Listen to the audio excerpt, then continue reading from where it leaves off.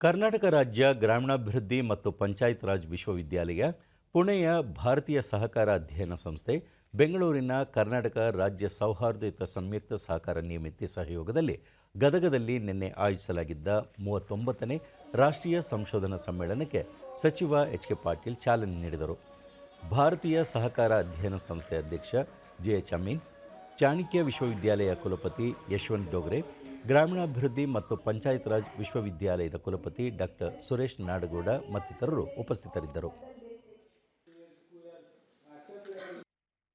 ಬಳಿಕ ಎಚ್.ಕೆ. ಪಾಟೀಲ್, ದೇಶ ಆರ್ಥಿಕವಾಗಿ ಸದೃಢಗೊಳ್ಳುತ್ತಿದ್ದು ವಿವಿಧ ಕ್ಷೇತ್ರಗಳಲ್ಲಿ ಪ್ರಗತಿಯ ಹಾದಿಯಲ್ಲಿದೆ. ಸಂಪತ್ತಿನ ಅಸಮಾನ ಹಂಚಿಕೆಯನ್ನು ಸರಿಪಡಿಸುವುದು ಅತ್ಯಗತ್ಯ. ಇದರಿಂದ ತಲಾದಾಯದ ಪ್ರಮಾಣದಲ್ಲಿ ಸಮತೋಲನ ಕಾಯ್ದುಕೊಳ್ಳಲು ಸಾಧ್ಯವಾಗುತ್ತದೆ ಎಂದರು.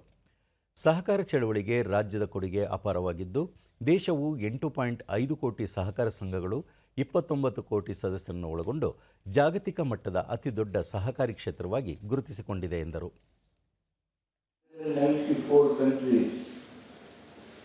ನಾವು GDP ಒಳಗೆ 5ನೇ ನಂಬರ್ ಅದೀವಿ. That is the largest economy in the world. 5ನೇ ರ್ಯಾಂಕ್ ನಾಗದೀವಿ ನಾವು.